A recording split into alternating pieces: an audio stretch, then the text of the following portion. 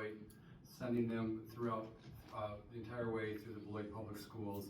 Our son Colin graduated in 2019 from Beloit Memorial, and our daughter Devin graduated in 2023 from Beloit Memorial. I believe in this community and its public schools. Like you, I love this community. Over the course of this campaign, I've had conversations with hundreds of people across Beloit. What I hear is consistent. People want student achievement at the center, of course. They want strong leadership, they want responsible budgeting, and they want a board that rebuilds trust. That's what I'm going to be talking about today. You're going to hear me talk a lot about the role of a good board, what a good board should and shouldn't do. I spent my career leading complex public institutions. I represented Beloit in the state assembly a long time ago, 3 terms there. Then I went to work for the state government, leaving the state government as one of its top administrators. I went on to spend 14 years at Beloit College during very complicated times, including COVID, leading a complex project like the Powerhouse. A board's role is not to micromanage. Its role is to set expectations, state statutes, chapter 120, oversee performance, and stay focused on results. I'm not running to bring an agenda. I'm trying to keep student achievement at the center, have strong budgeting, strong leadership, and rebuilding trust. Thank you. Thank you, Dan. All right, next opening statement from Celestino Raffini. Good evening. Thank you to the Greater Beloit Chamber of Commerce, the Greater Beloit Economic Development Corporation, and Rock County First for conducting this forum tonight. And also a special welcome to those watching via La Voz de Beloit's live stream this evening. Thank you as well to all the candidates for participating in this third and final forum of the election season. I'm writing for the Board of Education because every voice in our community deserves to be heard and represented. I want to represent residents who believe in strong public schools, business owners who know today's students are tomorrow's workforce, teachers who want a stable, consistent leadership and a district that supports their success, and retirees who remember when our schools were a point of pride and wonder how we'll regain that strength. I also want to stand for the families who expect more out of this district, community leaders who refuse to accept low student achievement as our standard, and for the students whose voice isn't heard when decisions are made. I care deeply about this district. My family has made it our priority. Our son, a 6th grader at Aldrich, has deeply benefited from dual language instruction since the age of 4, and we've seen firsthand what is possible when programs are strong and expectations are high. In my professional work, I regularly interact with students from Beloit Memorial, and I continue to be impressed by their talent and resilience. I'm running because this community deserves a school district that reflects its values, ambition, and potential. Strong schools are essential to a strong Beloit.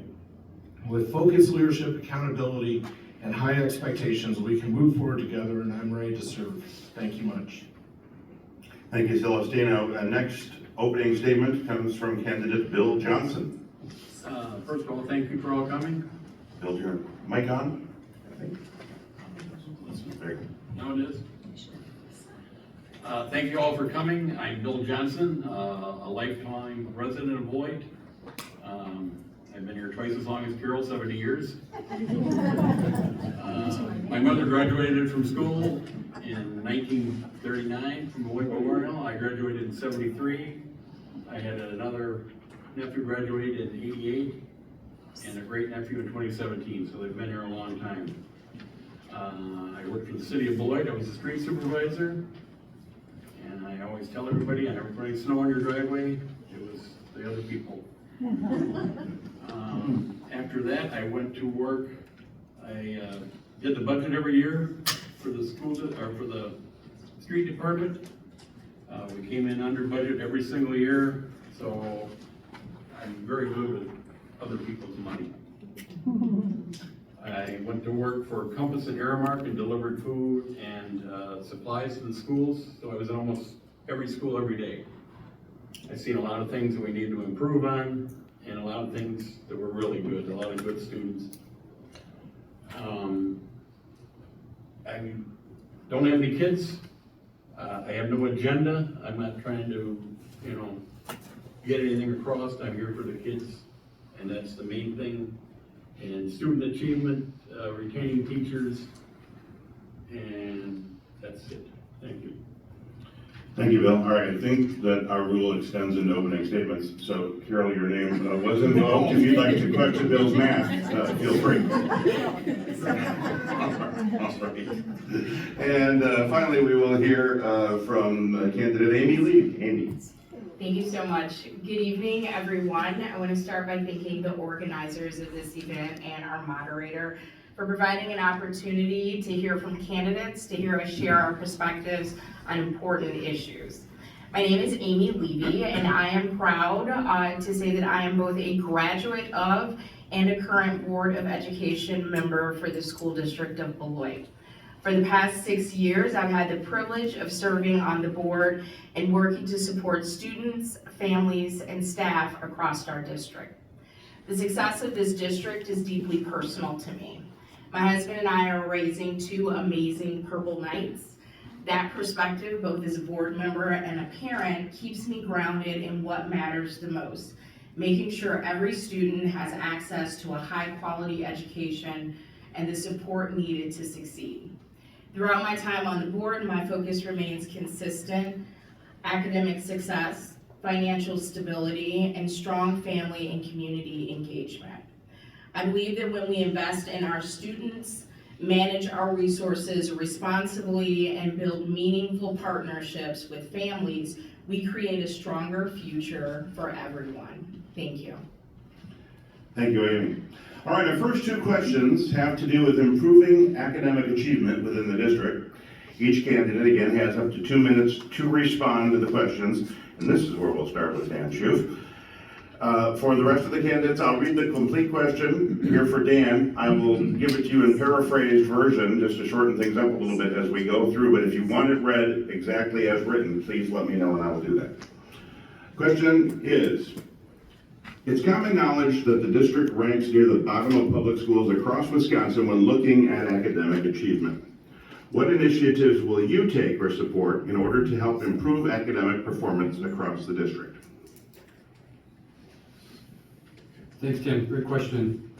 So the number one thing a school board can do collectively to raise academic achievement is to support strong leadership in here, this building, the Colak Center.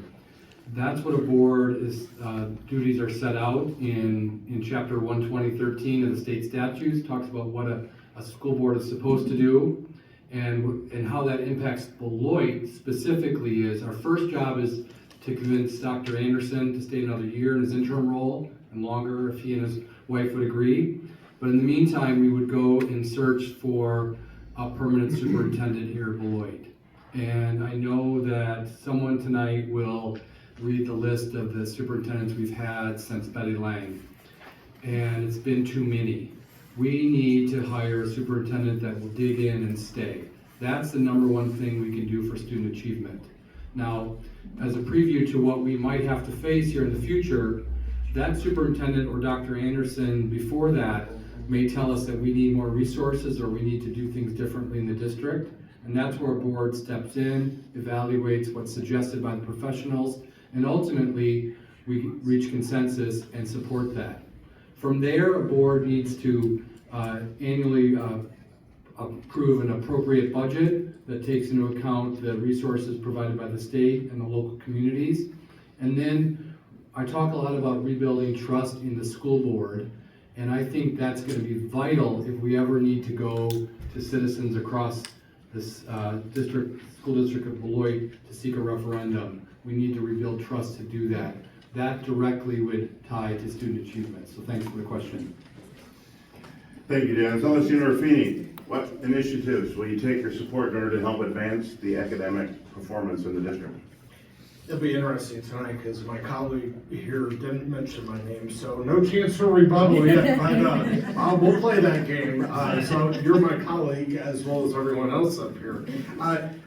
We'll, I'm sure, talk a lot about superintendent tonight, and I absolutely agree with many of the steps that my colleague here on my right mentioned. So superintendent for me is first and foremost, but you know, the fourth priority within my whole campaign is focusing on what should happen in our schools and not how it needs to happen, because the how is the superintendent. We have one person to hire, and that's the superintendent, and ultimately, student achievement performance needs to change, and it's the superintendent's role to make that happen. I believe, if I were asked, as I'm asked specifically about this, outside the superintendent, the focus has to be on building principles and the culture and the climate that our teachers are working within. The quality of our teachers is outstanding, and it needs to be upheld, that the teachers are on the front lines and they are doing amazing work, and we need to ensure that the quality of the teachers remains. Because if we have great building principals and wonderful teachers, we will have a positive school climate that's going to do more towards boosting achievement than any of the measures we could sit here and recommend. So a positive school climate led by the building principals, our teachers, but at the top, our superintendent. That's what's going to strengthen our schools, prepare them for the future, and build the confidence they need to be a great Purple Knight and graduate and live a great life. Thank you, Celestino. Next to tackle that question will be Bill Johnson. Bill, your initiatives that you might support in order to help improve the academic performance across the district. We need to get kids to school on time and there every day. 38% of the students are gone more than 10%. That's 18 days of the 180. So in 10 years, that's a whole year of school they've missed. 180 days that they're not gonna get back. And you can't learn if you're not in school. And as far as hiring a superintendent, we need to ask the right questions. If you get them down to 4, don't take the best candidate of a bad group. Throw them out and get the ones you want. And ask, why do you want to come to Beloit? What are your plans for Beloit? What are you going to do for Beloit, for the school district? A lot of them interview all the time, so they got a lot of answers, but maybe not the answers we're looking for. And we need to retain teachers by standing behind them and supporting them.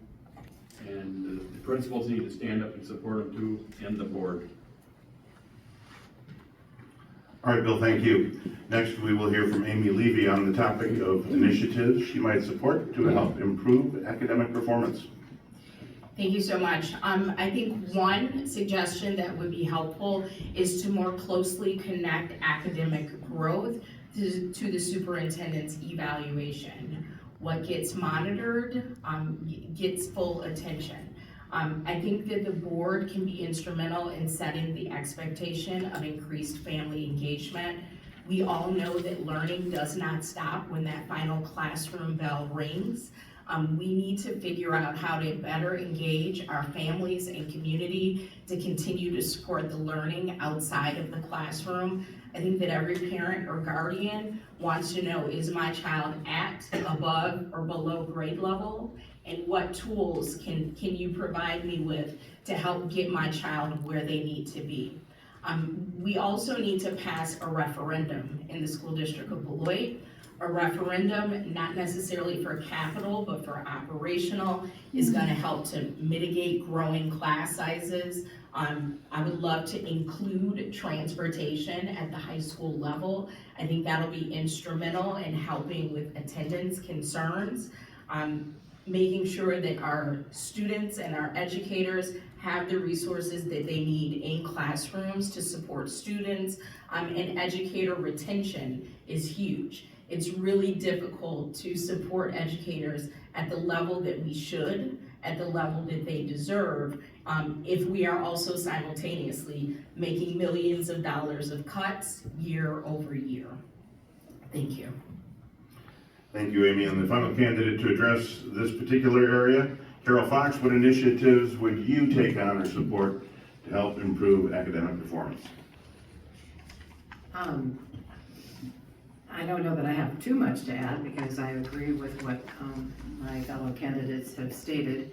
The superintendent, of course, will be the key, but I'm going to be looking for a superintendent who also wants to empower teachers and really work with the staff on figuring out what the roadblocks are for our kids and what we really need to do to really improve that achievement.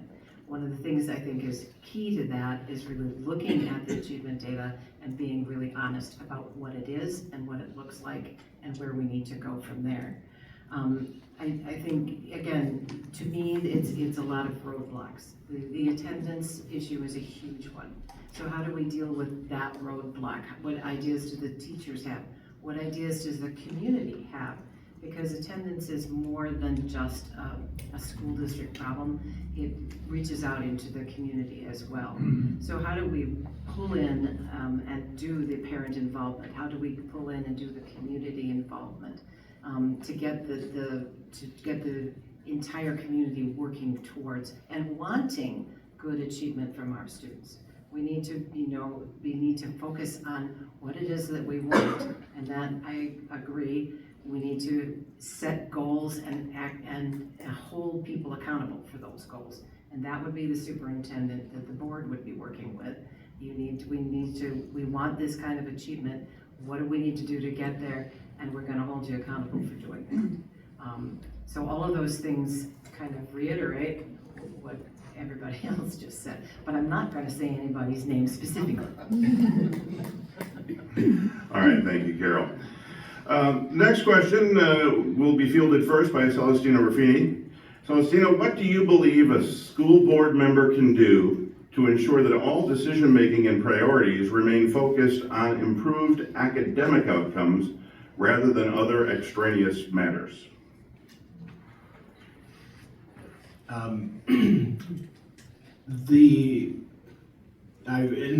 I've talked to a lot of people about the last 6 months have been a crash course on school district operations for myself. You know, as someone who's lived here in the community now 12 years and very engaged with many schools and many teachers and staff in the community, no one is hearing the board talk about academics at a meeting. And maybe it is happening, but that's not being communicated. Not only communicated within the district, it's not being communicated to the rest of the world. And there's families making decisions on communication. And there's a lot of resources with a lot of great data that clearly explains how our district is performing compared to local peers, compared to the rest of the state. And resources like that are really easy to understand, but no one wants to talk about it. And I feel that communication is really the biggest step forward that this district needs to make to not only within board meetings, but also externally to the community, parents, and business leaders. Thank you. Bill Johnson, what do you think as a board member you can do to ensure that those decision-making and priorities are focused on academic outcomes rather than other things? We really need to get the parents involved. I seen at the high school when they'd have parent-teacher conferences, and they'd have like 3 parents show up. And it's heartbreaking. I mean, they gotta be involved to get the kids motivated to stay in school and do better. I don't know what we can do, as far as more information to them and stuff, and you get them the reports that they're, how they're doing. I know they do quarterly and semester, but they gotta get the parents involved, or grandparents, or whoever's in charge of the kids, and get the kids motivated to wanna learn. And just, I don't know, like I said, it's just heartbreaking to see the teachers there and nobody comes for the parent-teacher conferences. All right, Amy Levy, what can you do as a board member to ensure that those priorities remain focused on academic outcomes rather than other things? So one thing that I believe firmly in is that board members should not always agree. I think that if we are willing to learn from each other's different perspectives, we arrive at our best decision-making. With respect to ensuring that decisions are prioritized and focused on improving academic outcomes, we need to keep the students at the center of all of our decision making. And whenever possible, involve the folks that are most impacted by the decisions that we're making. If we need to make a decision to close a school or to change a curriculum or anything else that directly impacts students and families, we need to make sure that they are providing context that help us come to a robust and thoughtful decision that's gonna positively impact our students and lead to those academic outcomes, but supports in other areas as well. So, and the final point, since I have a few seconds left, I think we need to be good role models for our students. I think the decisions we make matter, and how we arrive at those decisions, hopefully in a respectful manner, is equally as important. Thank you. Thank you. Carol Fox, we move on to you. Your thoughts on what school board members can do to make sure that decision-making and priorities are focused on academic outcomes. I've only been on the board for a few months, but it certainly has been very much of a learning experience. There's just so many things going on, and I think one of the things that we need to work on as a board is getting ourselves better organized in terms of how we work with the flow of information, how the committees and the board work together in terms of how the information flows. I did go to a WASPA thing, and there was and I probably said that wrong, but there's a lot of districts that are using a different kind of model called the governance model, where they do a lot with setting up these expectations and then setting progress monitoring goals throughout the year. So one of the things I would like to see is I'd like to see us more frequently and have opportunities to look at data tools and to look at what the progress is that's moving us forward, and talk about what are those issues that go along with student achievement. So one of the things that goes along with that governance thing would be to set up a specific calendar for the board, so that at certain times of year, we are focused on certain issues and certain things, and that we're looking at achievement and growth data. I think one of the things we need to be focusing on a lot is growth data, but how things are moving along and how things are moving forward. And the superintendent then is accountable for that progress monitoring, and they have frequent reports for how the district is doing, and the superintendent's evaluation then is based on those progress monitoring reports, so that how well that's happening is how you evaluate your superintendent. Thank you, Carol. The last candidate to field this question is Dan Schoof. Dan, ensuring that the board is focused on decision-making and priorities remaining in the district as far as students rather than other extraneous matters. Thank you. My priorities are simple. Hire a superintendent that will dig in and stay, budget responsibly, and rebuild trust. I've worked at large and different organizations, and it's really easy to always say what you're doing is mission-centric. So it's really easy to say everything we do is that we get involved in as a board is for academic achievement. So we have to pull ourselves back and say, what does a board need to do? We need to hire one employee, we need to support that employee, give that person the tools they need to do the job. That person in turn reports back to us to do their work. We need to do an annual budget. We need to, when we do that, we need to weigh the needs of the community and the ability to pay for all of our sources of income. And then we need, as a board, need to rebuild trust, so then it can become a virtuous cycle here. So I'm going to always say that those are the things we need to bring ourselves, stay up at that level, and that would make sure we weren't getting distracted by other matters. Thank you. Thank you, candidates. All right, the next batch of questions refers to the matter of the district's financial responsibility to the taxpayers. So question 3 in our evening will go to Bill Johnson first. And Bill, here you go. Given that the school district of Beloit reduced spending by more than $11 million in the 2024-25 school year, and has relied on reserve funds to balance the budget, what specific priorities should the board focus on to both ensure long-term financial stability and academic achievement in upcoming district budgets? I was a member of the ad hoc committee, and we advised the superintendent on a lot of things, a lot of more done. We tried our best to save money going through every single school. We did the best we could. I seen a lot of waste when I was in the schools. You know, it's easy to spend somebody else's money. Well, that's not the right way to do it. We need to look at all the money and where it's going and focus the money on student achievement. I've seen a couple of food trucks that we paid over $200,000 for that were never used. They never cooked on them. When they took them to the schools, they cooked in the schools and brought them out. And they're still sitting here.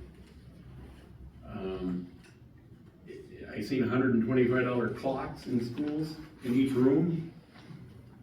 No, that's too much money, and that needs to be brought out. Whoever's looking at this needs to, you know, dig into that.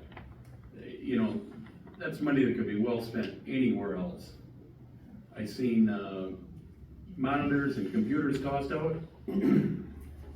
I seen 55-inch screen TVs just smashed, and the school district replaced them, and with kids doing it. And it's just a waste of money, and we can't afford to do that. That's all I have. All right, Bill, thank you. Amy, priorities to assure that there is long-term financial stability and academic achievement. Thank you. Before I get to the priorities, I just want to give a little bit of context. So school funding in Wisconsin operates under revenue limits.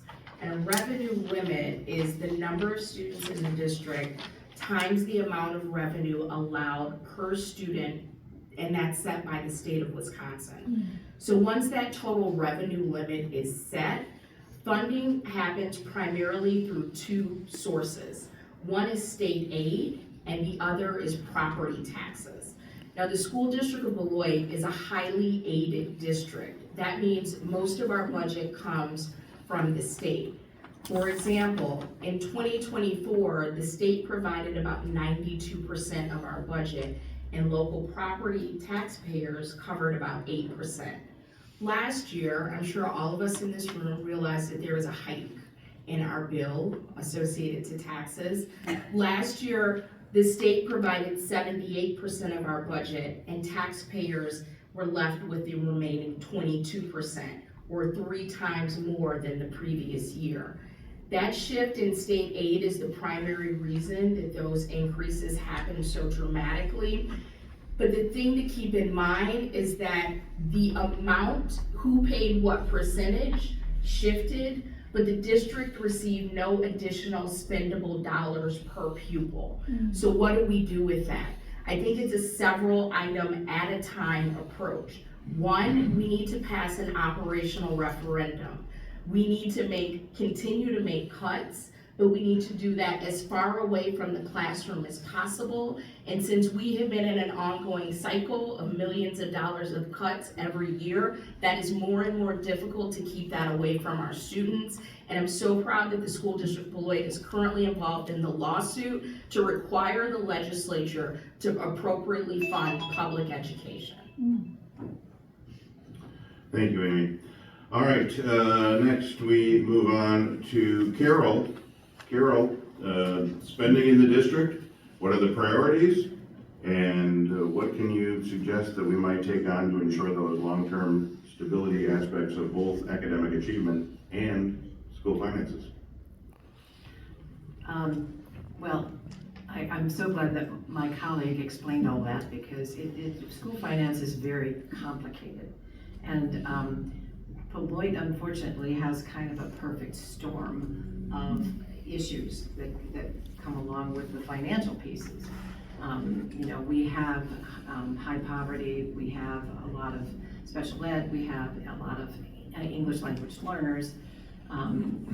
We are highly funded by the state, but the state keeps changing how they work on it. Some of that revenue formula is pretty old and outdated. And we're not getting much in the way of extra funds for some of these extra special needs of students. And then we have declining enrollment and, all those other things that are happening. So getting stable would be a really nice thing, but that's going to be a difficult thing to do. But I really think that as much as possible, the district needs to work on stabilizing the tax rate, so we're not having it jumping up and down and going all over the place. That just it makes things so difficult for our taxpayers. So we need to stabilize it. But think about your own budget. I looked at, we cut 11 million the one year, we cut 6 million the next year, we're going to cut 4.5 million coming up this year. And there's just, the more we cut, the closer we get to the students. And it's going to start really being painful. And we're going to have to start looking at closing buildings and all of those things. It's very difficult, it's very painful. People get upset and angry. But we do need to do the best for our kids, and without resources, it will be very hard to do that. So we need to continue to work on trying to figure out how to get our better resources and maybe still help our students. Thank you, Carol. Dan Schoof? I love this Specific question. priorities. Yep, sorry. I love this question. What do we do to ensure long-term financial stability? Everyone in this room loves Beloit. People watching online love this community. And I think we need to shift the narrative slightly. So what I'll look for to support a superintendent and their leadership team and the buildings is, what do we do to get out of this cycle?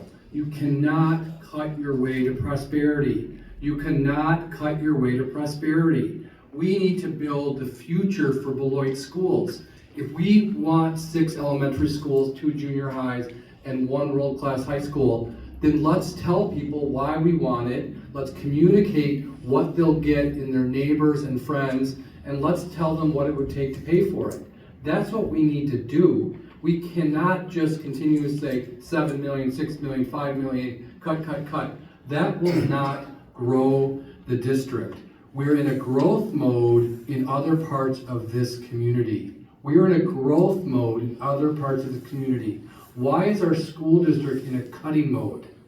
That's crazy. We need to be back in a growth mode for this district and build that district that these people in this room and watching online are so proud of. Thank you. Thank you, Dan. And the final candidate to field this question, Celestina Ruffini.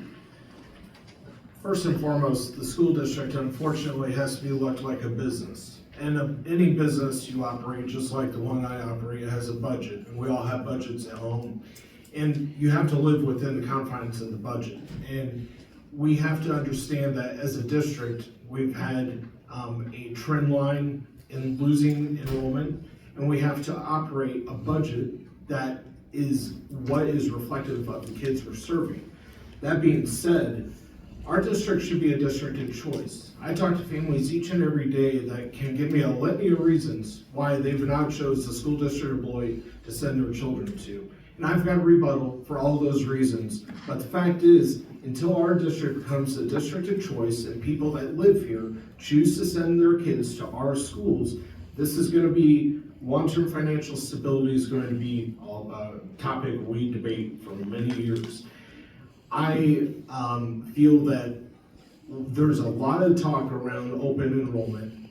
I feel there's a great need to ensure that the students that are residents of the school district of Beloit are attending the schools in the school district of Beloit and not attending schools outside of the open enrollment process. Not that I feel that will net a ton of students, but I do feel that that is something that needs to be looked at by the board. I feel that we need to budget as a smaller district and be comfortable with that as a community. And being this forum tonight is hosted by the Greater Beloit Economic Development Corporation, I'd be remiss to talk about the fact that there's a huge demand for housing in this community. The fact that we have nearly 1,400 acres of land planned for residential development should be a great focus of the district to net new students, of which the calculations on the enrollment study that were done could be between 800 and 1,600 additional students. And with 500 vacant residential lots as well, that's another 200 kids. 1,000 to 1,800 kids are out there as a potential to join our district. Thank you, Celestino. All right, we're gonna stay with the financial questions here. This one looks at revenue opportunities.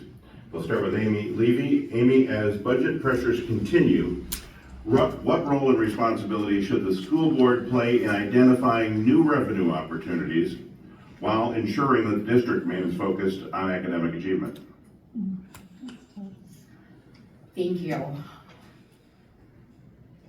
Well, we just sold one, so let me back up. I think we need to be responsible with the properties that we own, which I believe that we are doing. We just sold one property. We have other properties on the market. I think being aggressive about finding placements for those would definitely help the district. We have a rental property opportunity for the operational center right there on the other side of Burger King. So being intentional about finding an entity, an appropriate entity to come in and rent that space is an opportunity for the district to bring in revenue. Renting out buildings, I know it would be more work on our business department, but I see that as an opportunity. We have a wonderful pool, a wonderful theater. We have spaces that could hold community events, and I would love to be the type of partner if we were in a financial position to not charge for that, but realistically, that's just not the landscape that is in front of us. So I think continuing to appropriately managing buildings that are no longer in use, renting wherever possible, I just named one potential item, and then looking at creative opportunities that of course didn't get in the way of our academic calendar to utilize our buildings to bring in additional revenues.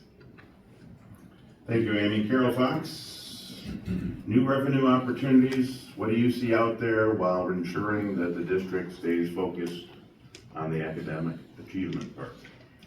Well, the first thing that comes to my mind is that we just are working hard on a partnership with the Hendricks Foundation. I think that's an important first step. And I'm looking for some other corporation or company or agency in this community that might step up and help with, some other initiatives that we could maybe try to work towards our academic achievement. That those kinds of things are helpful. We continue to need to work with the state of Wisconsin as well on doing better with their funding formula. My understanding is that there's quite a bit of money that they're sitting on that they're not using, and they need to use it for schools. But trying to get that to happen may be beyond my wheelhouse, but we can keep trying because that needs to happen. And we mentioned earlier the lawsuit. That may take many, many years, but hopefully that will yield some benefits in terms of trying to get more and better funding for the school district. Revenue sources are hard, but we need to keep looking for how we can improve that. Thank you, Carol. Dan Schoof, new revenue opportunities, do you see any as a potential school board member, and how do we balance that with keeping the district focused on academic achievement? Yeah, so the Beloit School District is about a $100 million operation, about 650 employees. So any sort of rental revenue is de minimis. It's just going to be a distraction in my mind. It doesn't mean we shouldn't do it, shouldn't do these things. A well-functioning business office would go in that direction, and I'd be supportive of a well-functioning business office. I like what Carol said. In that our big revenue is the revenue that comes from the state. So we have our state senators, Mark Spreitzer is likely to have a very strong leadership role next year in the Capitol. We should work with Clint Anderson, we should work with the new governor. We should be active in those efforts to get our core revenue up That's where the real difference will be made. Now, long-term, in a perfectly performing COLEC center, I think there, opportunities that others have mentioned would be possible as well. Thank you. Thanks, Dan and Carol. Your name was invoked. Anything further to offer? All right, thank you. Celestina Ruffini, new potential revenue sources while really keeping that focus on academic achievement. What are your thoughts? Well, I suppose I maybe jumped ahead there after the last question, so I won't harp too much terribly on the vacant residential land, other than to say that, as a community, most of us, I think, realize we geographically can't grow. We're bounded by a state line, we're bounded by neighboring townships, and we have to be very intentional as a school board to communicate the fact that we need to work in lockstep with the city in developing the assets and the resources we have here. And that leads me to think about the assets that we do have. I'm a major proponent of reopening a middle school on the west side of the community. I think that comes with the fact that we would need to likely dispose of a existing middle school on the east side. And if we were to do that, we need to put together a plan on what's going to happen with that versus just putting a property up for sale. I think we have opportunities with district assets that if we were to sell, we could put plans together about how those could be turned into residential developments, therefore growing the number of people that are living and working and being educated here in the community. Very similar to what Beloit College has been doing the last couple of years of disposal of assets. I think we have to continue communicating the value received for the taxes you pay as a resident of this community, and of course, the state. The state is our district, as we've discussed. We are heavily state funded, state aid funded. State aid and its funding is definitely been proven as a broken model here in Wisconsin. It needs to be addressed, and I'm appreciative that our district's taking a major lead on that. Thank you, Celestina. Finally, to answer this question, Bill, do you have any thoughts as it relates to identifying new revenue opportunities as a member of the board while ensuring that the district keeps their priority on academic achievement? I'll take one more kick at the state then. I think they need to realize, they're sitting on a lot of money, and it costs a lot more to educate special needs kids. And Beloit has a lot of them. And, that costs a lot of money, and I wish that they would just put the politics aside and take care of the kids. I'm pretty sure there's about 4 or 5 parcels out there on 6th Street that the school district owns that just sit there. We could sell them, they bought before. I think there's a couple down here on 4th Street that just sit. I don't know what they did. I mean, they bought them years ago and they thought they were gonna expand, but there's nothing there. And to retain students, we can't keep losing money to other districts when the kids come out of it. I know the old BLA building is sitting there. I don't know if the school district gets any money out of it, but it's being used. And they should be paying for it, it's the custodians. So any money would help. Thank you, Bill. All right, moving on to the next question in this series, and the final one that deals specifically with finances. We'll start with Carol Fox. Carol, a school district cannot fund every initiative at the same level. When difficult budget decisions must be made, what guiding principles should the board use to determine which programs or investments take priority?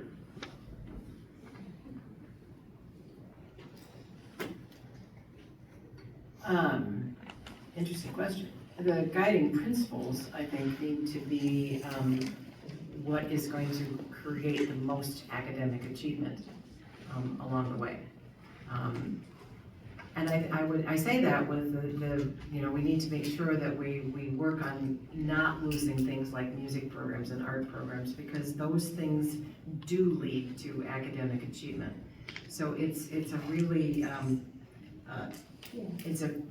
they're very difficult decisions to make. but we need to continue to look at the data that supports some of those programs as well.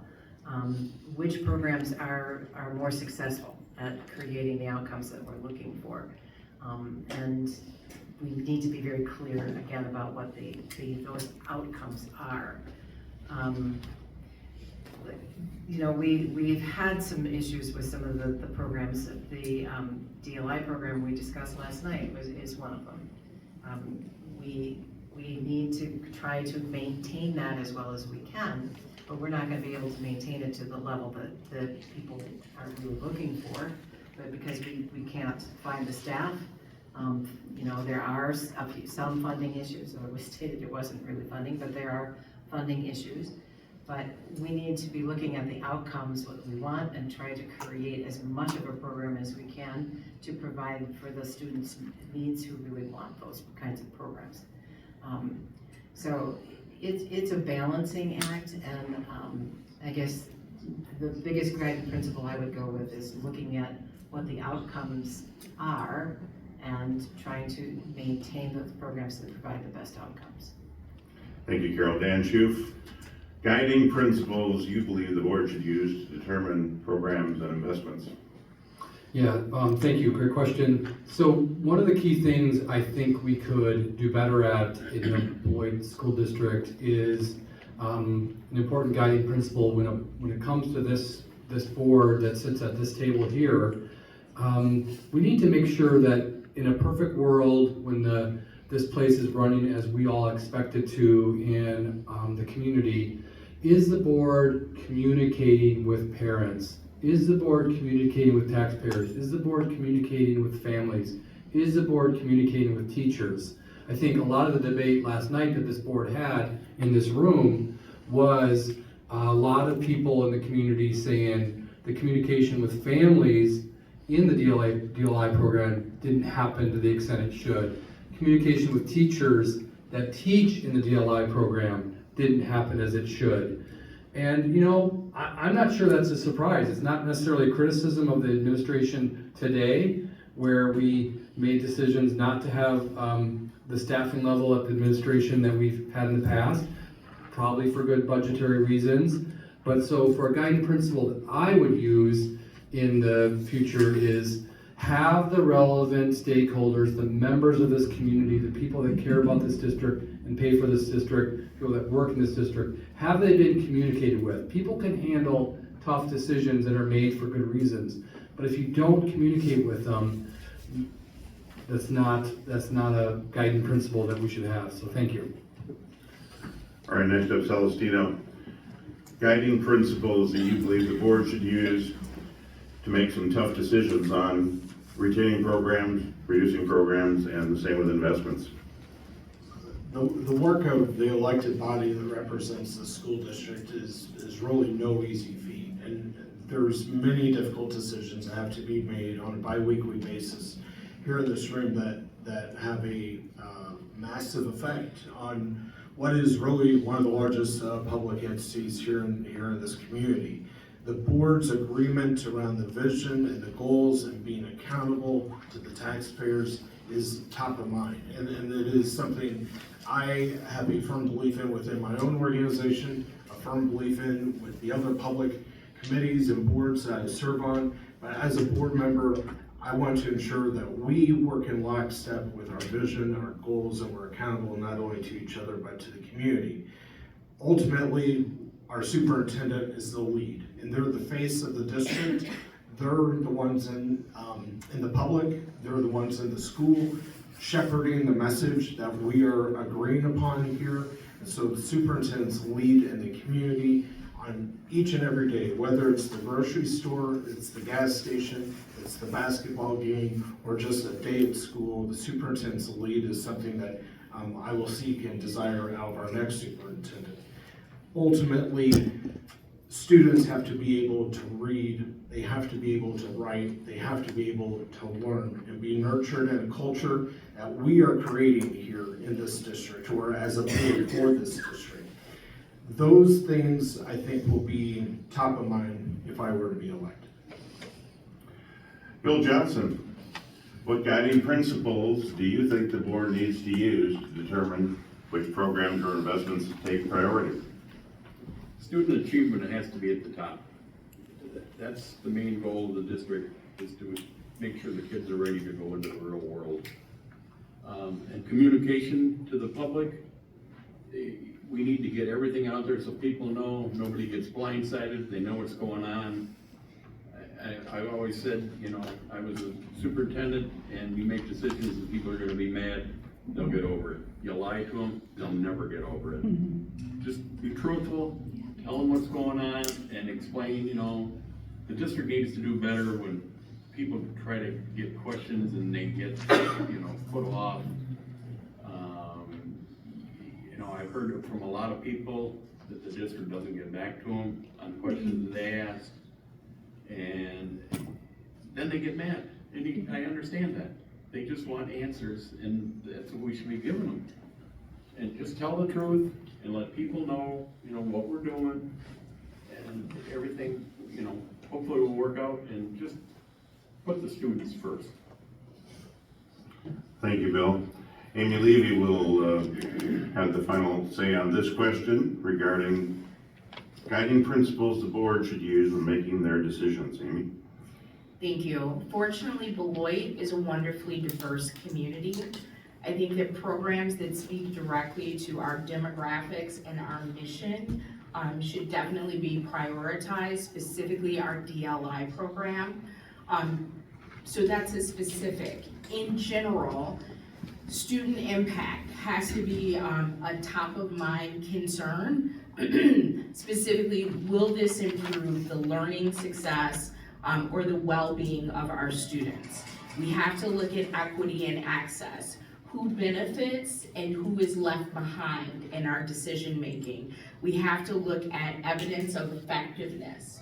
If we have a program or an investment and we can't clearly prove that this has been effective, then it makes me wonder if that is something that we should continue to do. We also need to look at cost and return on investment. What are we investing in our students, and what is the likely outcome of that investment? And then alignment to our strategic goals is so important. Once we chart a path for our district through strategic planning, we cannot do things, even though they may be good things, that are not aligned with what we have stated and agreed our strategic goals are. And throughout this process, communication and transparency is key. If you're doing great work, but you're not able to clearly communicate that work and invite others in to give impact or to give input, then there's a problem. Thank you, Amy, and thank you, candidates. All right, we're going to switch gears a little bit, and as we get to the next question, it's likely we'll have time for this and one more, so I'm going to just take a look out there at our sponsors, and if you would like me to move into one of the other questions, we've got several prepared yet that we're not going to get to, just let me know and we'll jump to it. But this is a question regarding teacher retention. Dan Schoof is going to answer this first. Dan, quality teachers are critical in driving student success. As a board member, how can you best support the administration in recruiting and retaining quality educators? Thank you. Great question. It's one of our most pressing issues. One issue is this culture of cutting that we've had. Until we get some stability on their district, we're always going to have people looking around at other places. I have heard from a number of different sources that really that early career teacher is the one we're losing, the one that's figured out that teaching in a wonderfully diverse, culturally competent district that has this thing that's so strong about Beloit, the fact that we're made up of incredible community that's very diverse, teachers that want to work in that district, and they get to be 3, 4, 5 years in. That's where they're often leaving for additional dollars to other districts. So we have to take a quick look at a real look at that. I'm hopeful that the superintendent would bring forward a salary study, see where we're losing exit interviews for teachers. So, part of it is the, big picture, the overarching, we love this community, we have to have a district that gets back into growth mode. If we can shift to that mode, we will have teachers that wanna dig in, but then we have to make sure that we are, paying them appropriately and, having them be part of this team where they can take care of their families and grow here in the district, so thank you. Thank you. Celestino, how do you believe you can best support the administration in teacher recruiting and retention? Just like all of us in our workplaces, we want to be in a place where we're valued, we're supported, and we feel that we can be successful. My five things on this is remain competitive within compensation and benefits. We won't always be the highest paying district, and that's okay, but we must ensure that the total compensation package is going to be strong enough to attract those new teachers, those that have been with us, or those that for years, or those that are in hard to fill areas. Secondly, when I speak to teachers, they say stability and leadership. The fact is, when they go to ask a question, by the time they get an answer, the person's already left and out the door. So how are you gonna get questions answered when there's not stability and leadership? Third, working conditions. Teachers continue to look for manageable class sizes with adequate planning time, strong instructional resources, and access to the meaningful professional development that this district has afforded them and hopefully will continue to afford them. We should strengthen our partnerships with educator preparation programs, not only in the region, but throughout the Midwest, to continue to develop a local pipeline for future teachers, whether that's through mentorships or student teaching partnerships. And lastly, culture matters. Recognition, respect, and open communication are going to go a long way, and teachers want to know that their expertise is valued not only by the community, but by those that are in charge of the district. It's ultimately not one single policy, but building a district where people can do their best work. Thank you, Celestino. Bill Johnson, your thoughts on teacher recruitment and retention as far as what the board's role in that can be? Make sure they feel appreciated. That's the main thing. They're coming to work, they're doing, taking care of our kids, our future. Make sure they feel appreciated. And they're backed up by the board, they're backed up by principals. We need fair wages for them in a contract, and ask the teachers what they need. They're the ones that are there, they know what they need and the support they need. Other than that, make the district as desirable as we can, because it's tough recruiting teachers. There's such a small group anymore, and there's such a big demand. We have to have something that nobody else has, or we have something that's better than other people have, to get them to want to come here and then get them to stay. And the school district is a great district. We just got to sell that to the people coming out of college.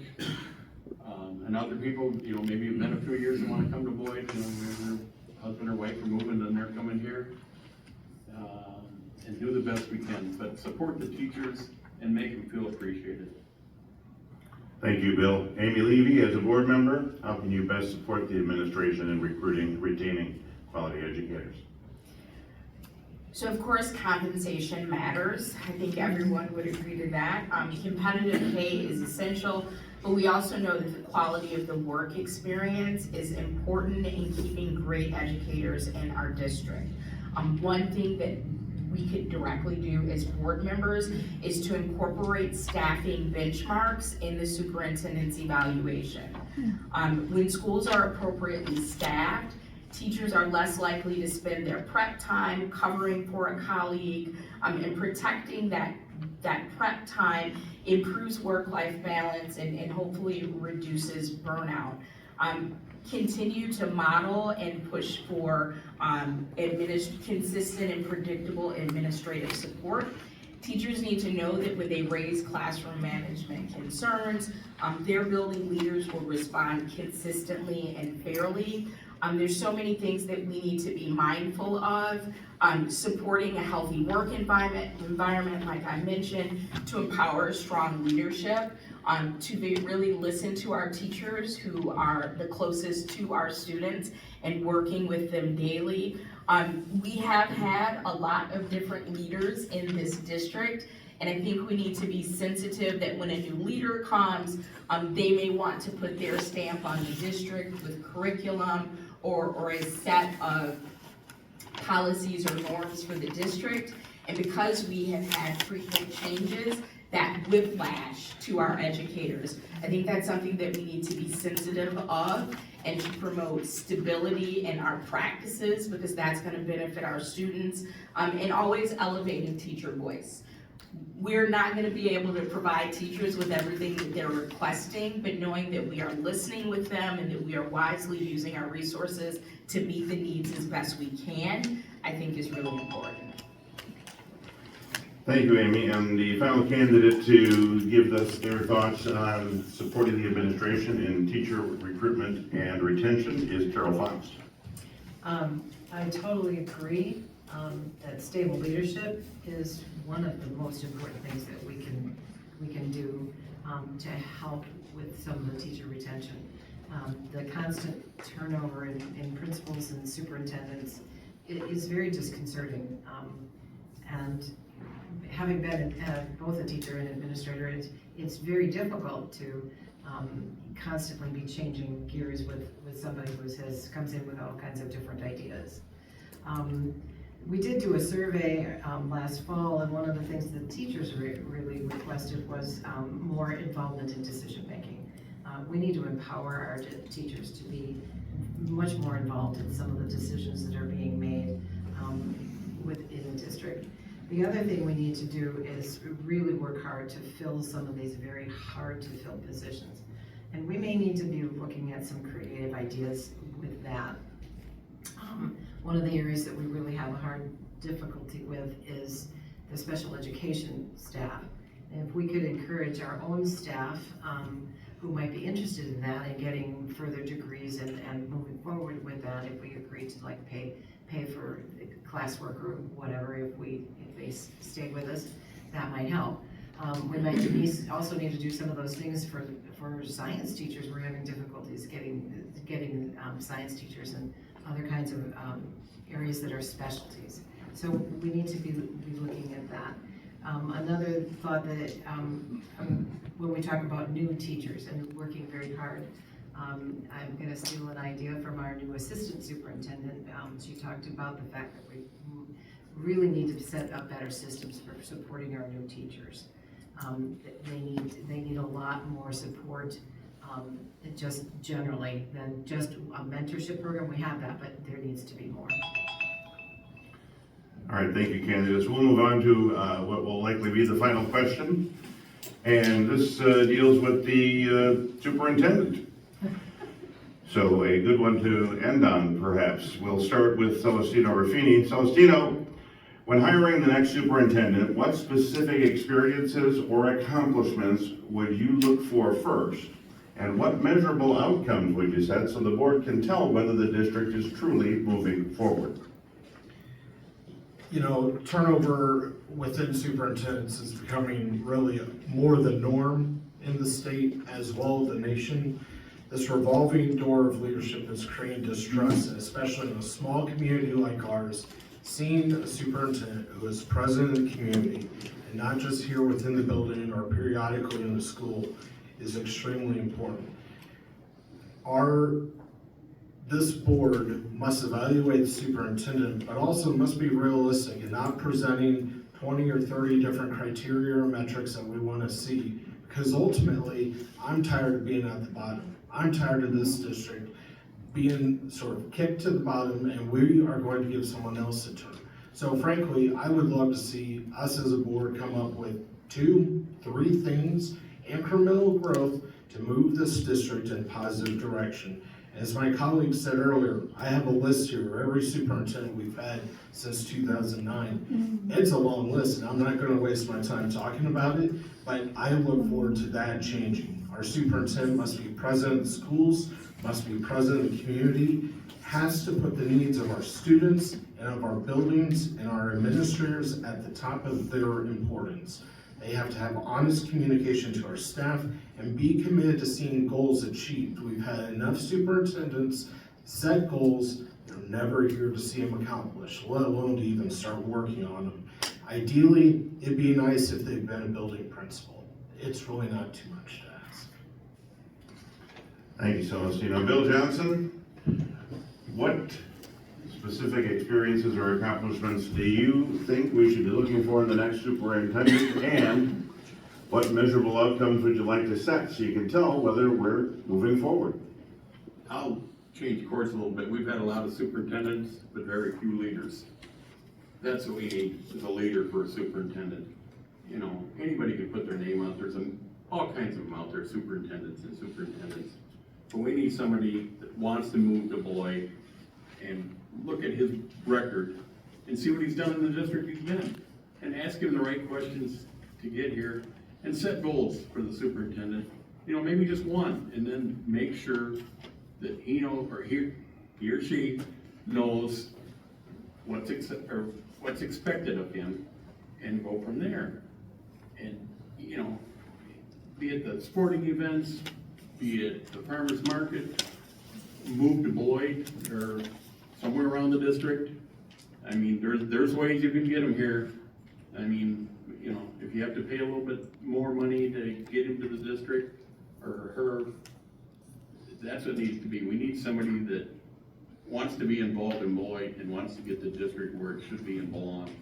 It's frustrating to see us down when we could be so much better. But we need a leader to lead us.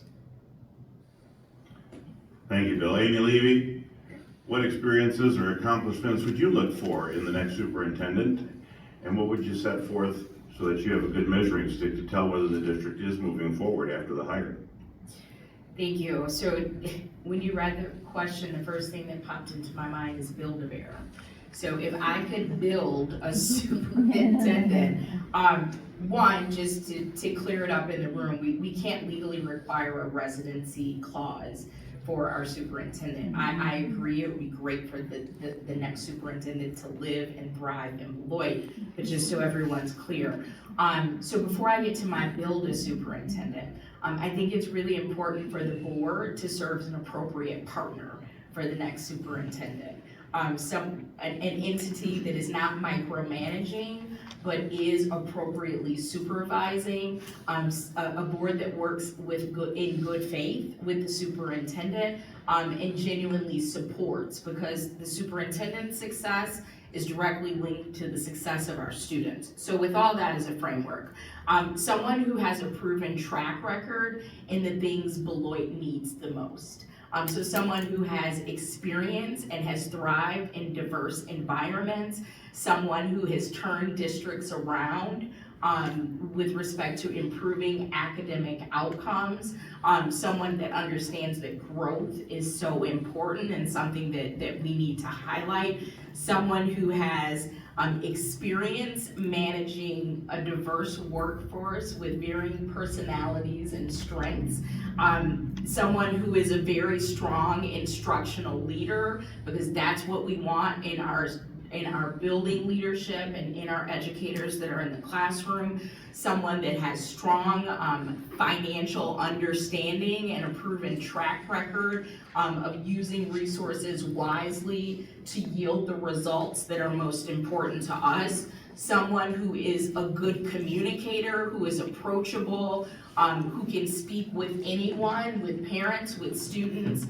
with industry leaders, with nonprofits. Yes. That's what I'd like in a superintendent. Thank you, Amy. All right, moving up to this end of the table, Carol Fox, your thoughts on what you'd like to see in the next superintendent and how we can measure the outcomes.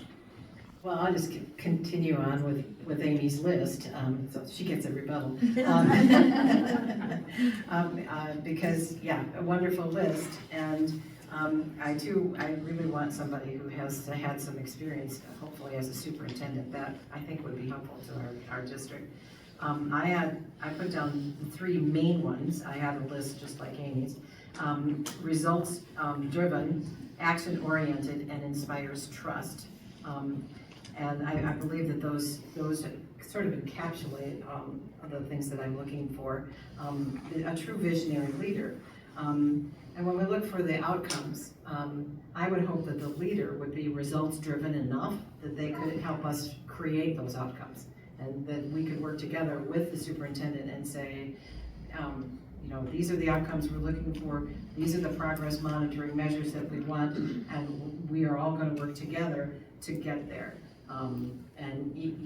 Somebody, again, listens and engaged, collaborative efforts, asks hard questions was one that I put down, and is willing to address hard issues, because there are a lot of hard issues, and sometimes it's difficult to really need to face them head on, but you got bravery. There's a good word. I just thought of one. A good word. I don't think I had that on my list. I'll have to add that to my list. But yeah, somebody who really is interested in results, has had a track record for coming up with results, and could help us really move the district forward, and we can set those goals to get measurable outcomes together. Thank you, Carol. Amy, your name was invoked. Would you like a 60-second response? I would, but I won't need the full 60 seconds. The last few things on my list that I think are critically important, and just talking about this gets me so excited. I want a strategic thinker. I want someone who can partner with the board to set a vision for our district, so we are not just in the day-to-day struggle. Ideally, what type of district do we want to provide for our babies? I want someone who's committed to equity, who's not afraid to address disparities, and someone who has the compassion and the thoughtfulness to inspire. You're welcome. All right, thank you. Thank you. And now, Dan Shu, if you get the final word on this particular topic, what would you like to see in the next superintendent as you approach the hiring, and how will we know whether we're truly moving forward once that hire is made? Yeah, great answer so far. Agree with what's been said. It's the single most important decision that we'll make as a board, is how we hire this next superintendent. The single most important decision we will make as a board is who we hire as superintendent. So when we get to that place where we are in that place where Dr. Anderson has said this will be his last year here, and we're going to go out to a search, we need the entire community to be ready to recruit, because we're going to go out, and in my opinion, it won't be my decision, a board makes the decision. In my opinion, we should do a search, even if we have strong internal candidates. In my experience, internal candidates get stronger when they win a full search process. So we need the entire community, teachers, property owners, families, parents, organizations, everyone to be supporting that effort that, hey, we're ready. This community is ready to get into growth mode. We're ready to support that superintendent. I want that superintendent to quickly figure out how we have those Hall of Fame principals in our buildings. We have 10 principals. You all should know the principals' names. You don't need to know the names up here. I want you to know the names of the principals and the superintendent. We need the next Mike Walls. We need the next Rose Smith. We need the next Jim Fitzpatrick. We need the next Betty Lang. We need leaders that are here to run this district and be proud of us. They run a 650 person, $100+ million organization that is vital to all of our success. This is the most important job in Beloit, and we want you all to be involved in it. So thank you. Thank you, and that's the last question we're going to have time for. So it is now time to move on to closing remarks from our candidates. Each candidate has up to 1 minute to make their final remarks. We'll go in reverse order of the way we began this evening. So we will start with Amy Levy. Thank you. Again, thank you to our organizers and our moderator. You did a fantastic job this evening. Our timer. Thank you to everyone in the room. I'm so excited to see a couple young folks here. Hopefully we didn't bore you with our responses. Thank you for staying and being attentive. I am so deeply invested in this community. It has been a privilege to serve on the school district of Beloit. I would be really excited to continue that. We have so much work ahead, but I know that we can do it. When we come together as a board and a superintendent and a community, we can make great things happen for our students. So please don't let this be the end of your involvement, because the new board is gonna need you. The new superintendent is gonna need you, your ideas, your willingness to work alongside us. So again, thank you everyone, and everyone who's viewing or will watch this in the future. Thank you, Amy. Bill Johnson, your final remarks.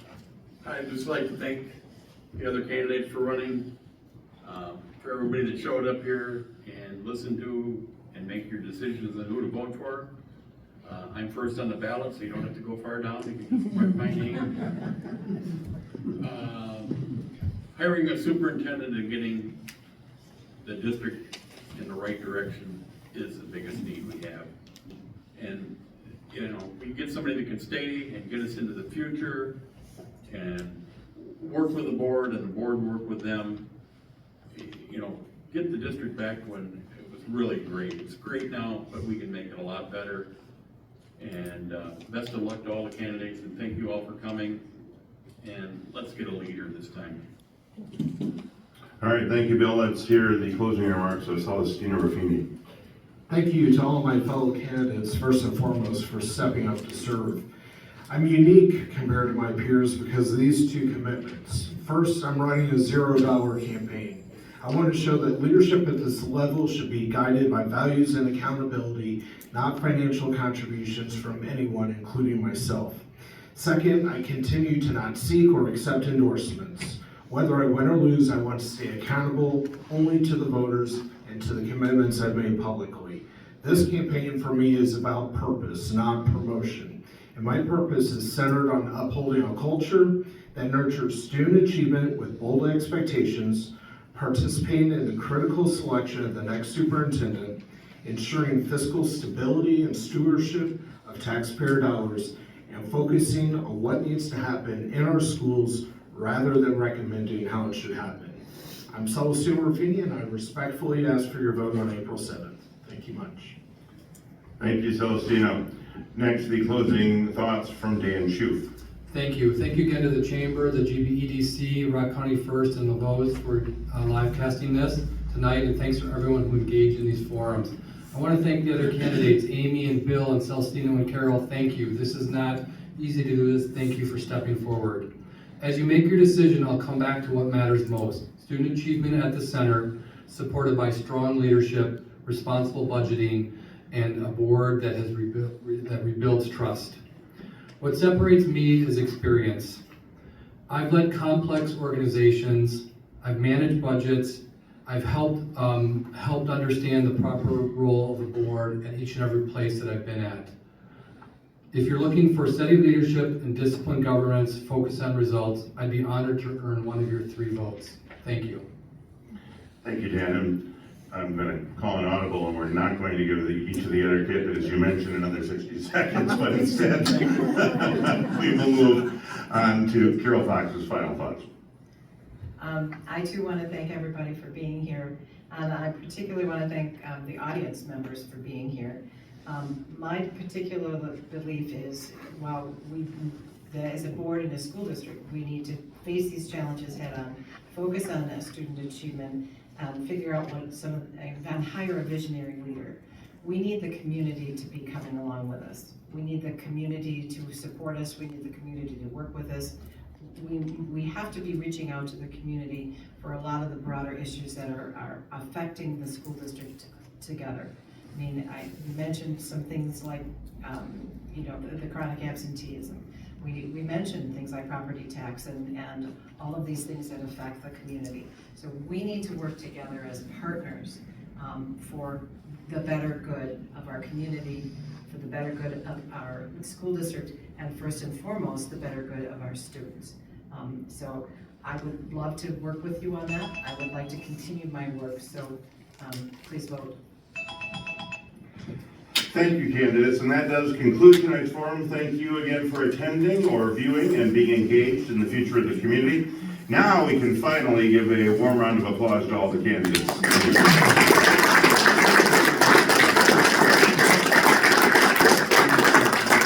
Thank you, candidates, and if you would be so kind, please stick around. We want to take a group photo before we send you on your way this evening. You sure? Everybody, yes. A reminder that early